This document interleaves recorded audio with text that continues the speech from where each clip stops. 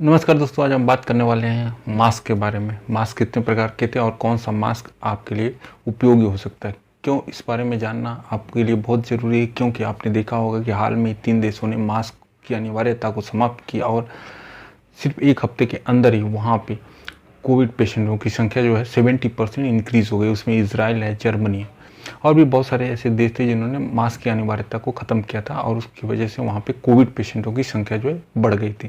चलिए हम बात करते हैं सबसे पहले इज़राइल की। इज़राइल में 18 अप्रैल को मास्क की अनिवार्यता को ख़त्म कर दिया गया और 10 दिनों में, अगले 10 दिनों में वहाँ पे केस जो कोविड थी वो 70% इंक्रीज़ हो गए और वहाँ पे मजबूरन गवर्नमेंट को वहाँ पे मास्क की अनिवार्यता को फिर से लागू करना पड़ा। तो आप समझ सकते हैं कि मास्क की इम्पोर्टेंस क्या है, कि आप मास्क से कोविड से कैसे बच सकते हैं उसके बारे में हम डिस्कस करेंगे और हम ये जानने की कोशिश करेंगे कितने टाइप के मास्क होते हैं और कौन सा मास्क आप यूज़ कर सकते हैं, आपके लिए यूज़फुल होता है। तो चलिए हम इसके बारे में डिस्कस करते हैं। चलिए तो हम जानने की कोशिश करते हैं कौन सा मास्क सबसे अच्छा है। मेरे पास 5-6 मास्क पड़े हुए हैं और मैं उन सब का कंपेरिजन करूँगा और बताने की कोशिश करूँगा, क्योंकि एक स्टडी भी आई थी उसमें डेटा दिया गया था कौन सा मास्क सबसे बेस्ट है। और उस डेटा में सबसे ऊपर आता है वो आता है N95 मास्क, जिसका ड्रॉपलेट फिल्टरेशन रेट की हम बात करें तो 99.9% मान के चलिए 100% है ना।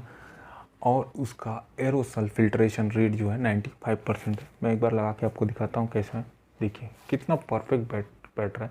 इसकी कॉस्टिंग की बात करें तो 50 रुपये से स्टार्ट होता है और 100-200 तक जाता है मैक्स टू मैक्स। और इसको आप 1 हफ्ते तक यूज़ कर सकते हैं नॉर्मली। उसके बाद क्या यहाँ पे रेसे निकलने लगते हैं। बहुत सारे लोग इसको 1-1, 2-2 महीने तक यूज़ कर सकते हैं। ये सेफ नहीं रहेगा उतना, लेकिन आप 1 हफ्ते तक यूज़ करते हैं तो ये बेस्ट है आपके लिए, आप यूज़ कीजिए। सेकेंड मास्क की बात करें तो वो आता है सर्जरी मास्क। नॉर्मली आपने देखा होगा जब भी डॉक्टर लोग सर्जरी करते हैं तो ये वाला मास्क यूज़ करते हैं। इसका जो ड्रॉपलेट फिल्ट्रेशन रेट है 98.5% है और एरोसेल का फिल्ट्रेशन रेट की बात करें तो 89.5% है। और इसको भी हेल्थ वर्कर यूज़ करते हैं, जैसे डॉक्टर और सिस्टर लोग यूज़ करते हैं। जैसे कि N95 को भी वही हेल्थ डॉक्टर और हेल्थ रिलेटेड जितने भी लोग वो यूज़ करते हैं।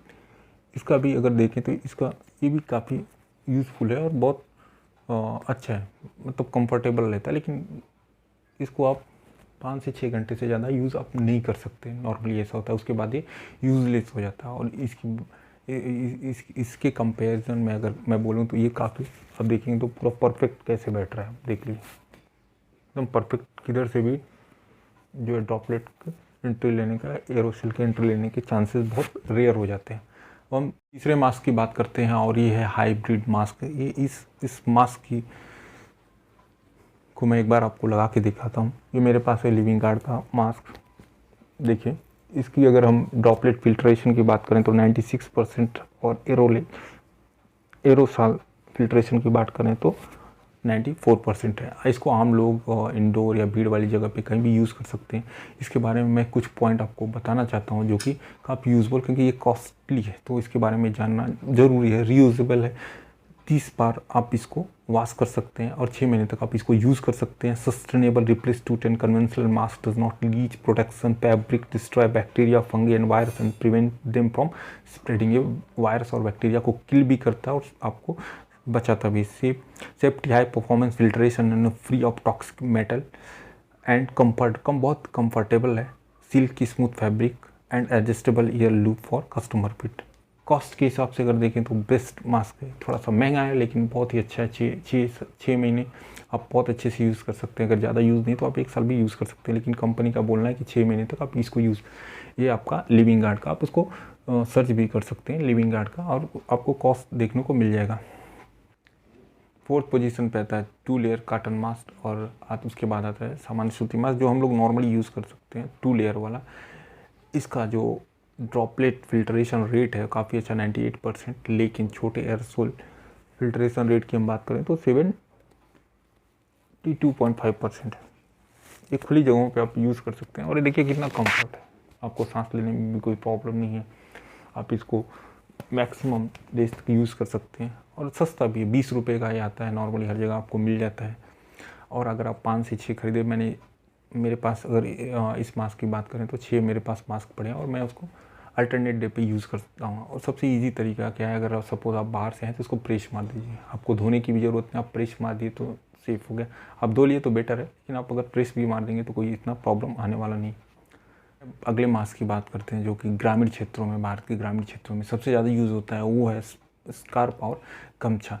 लेकिन ये जानना बहुत ज़रूरी है कि इसका ड्रॉपलेट फिल्ट्रेशन रेट क्या है। अगर ड्रॉपलेट फिल्ट्रेशन रेट की बात करें तो 44% और एरोसॉल का फिल्ट्रेशन रेट की बात करें तो 49% है, जो कि काफ़ी बुरा है। तो आपको ये गमछा और स्कार्फ लगाने से बचना चाहिए, क्योंकि इससे आपके कोविड से बचने के चांसेस को धक्का लग सकता है। अब हम बात करेंगे अंतिम मास्क जो मेरे पास है, इसका फिल्ट्रेशन रेट बात करेंगे ड्रॉपलेट का तो 90% है और सेम है एरोसॉल का फिल्ट्रेशन रेट।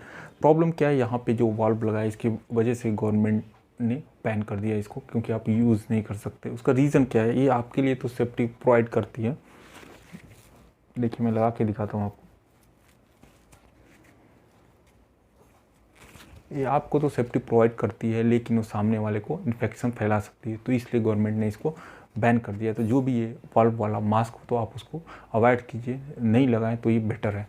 तो ये सब मास्क आपने देखा और समझने की कोशिश की कि कौन सा मास्क आपके लिए यूज़फुल है, तो आप अपने हिसाब से मैनेज करें कौन सा मास्क आपके लिए बेस्ट है। और तो आज हम लोगों ने डिस्कस किया मास्क के प्रकार और उसका जो सेफ्टीनेस है उसके बारे में हम लोगों ने डिस्कस किया। और हम लोगों ने ये भी डिस्कस किया कि इज़राइल जो कि टेक्नोलॉजी में इतना आगे है, जर्मनी इतना टेक्नोलॉजी में आगे, फिर भी ऑस्ट्रेलिया इतना टेक्नोलॉजी में आगे, फिर भी उन्होंने मास्क की अनिवार्यता ख़त्म किया। उसके बाद उनको फिर से मास्क की अनिवार्यता को लाना पड़ा। उसका रीज़न यही है कि अगर आपको कोविड से बचना है तो सबसे सेफ और बेस्ट तरीका है मास्क आप यूज़ कीजिए, मास्क लगाइए, सबसे अच्छा तरीका है। दूसरा, आप हैंड सैनिटाइज़र यूज़ कीजिए।